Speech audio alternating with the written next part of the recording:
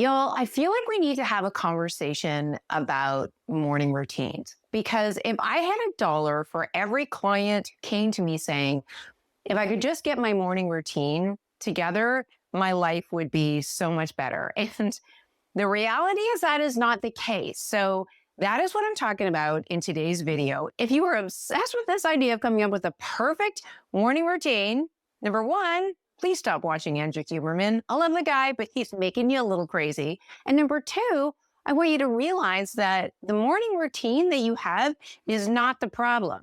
The problem is you.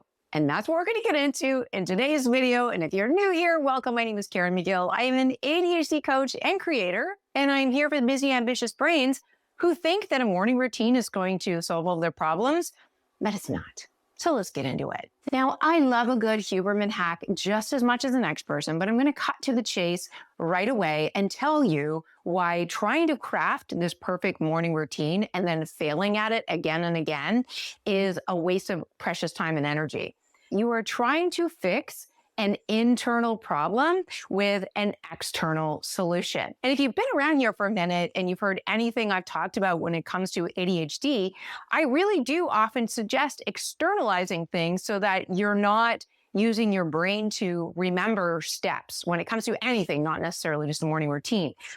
But herein lies the problem. It doesn't matter if you get up at 5 a.m. or 5 p.m. It doesn't matter if you drink 60 ounces of water or 140.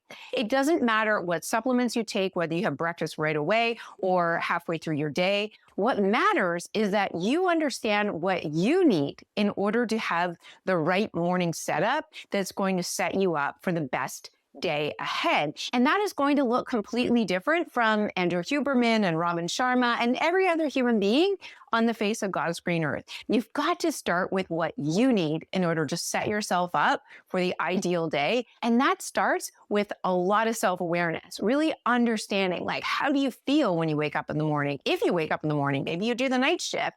What kind of energy levels do you have in the morning? Who do you need to take care of in the morning outside of yourself? What responsibilities do you have? And what are the challenges that get in your way that lead you to having a crappy day overall? Once you really understand that, then you know what you're dealing with and how to design the perfect morning routine for yourself.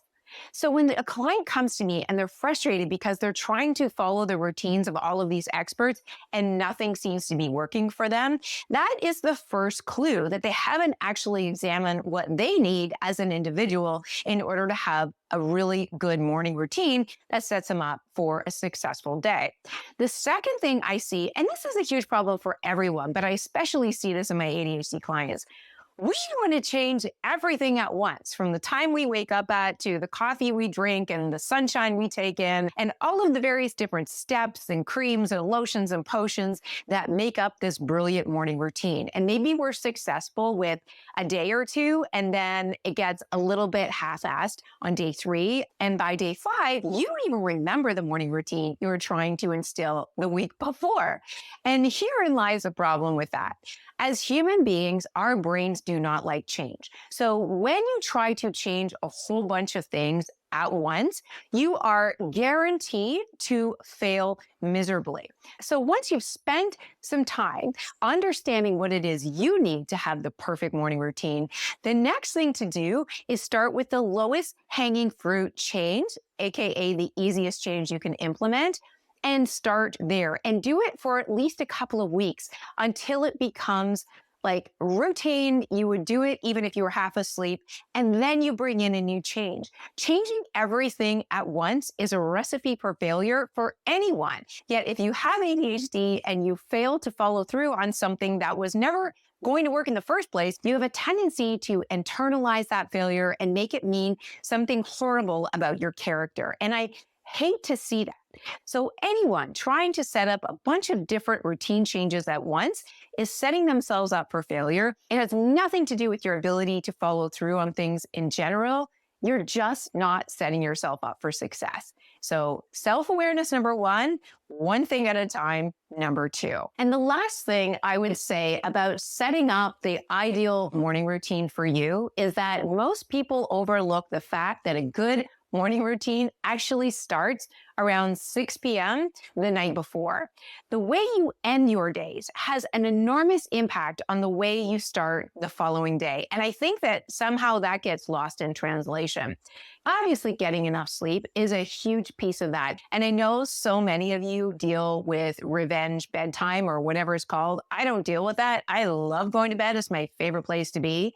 But there's a number of different ways that you can get yourself to bed earlier, like taking a melatonin earlier in the night and some magnesium or maybe some CBD, whatever it is you do to get yourself in the mood for sleep. Try taking it a little bit earlier in the evening so you actually feel tired enough that you might want to go to bed. And also make sure that you're doing your bedtime routine before you get tired. Brush your teeth and lay out your clothes and wash your face after dinner rather than 11:30 at night when you're already exhausted and your brain doesn't want to think anymore.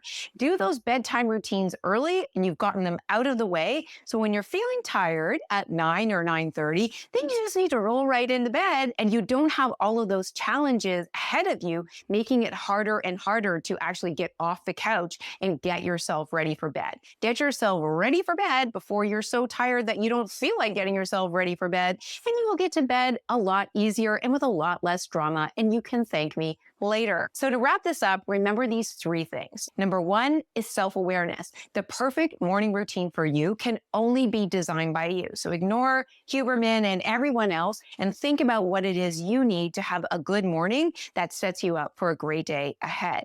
Number 2, remember that you want to implement things one at a time. Start with low-hanging fruit so you start to build momentum and you get more excited about building changes into your morning routine. And trust me on this, the more you slowly integrate these changes into your morning routine, the more you're going to find that you have more energy throughout the day, more attention, more ability to follow through on things. And then the harder pieces to implement will become easier and easier as a result. And number 3, always remember that the best morning routines start the night before. Set yourself up for success, not only before you go to bed, but before you get tired, and you will find the entire process so much easier. So that's what I've got for you today, guys. Thanks for watching, and I will see you in the next video. Bye for now.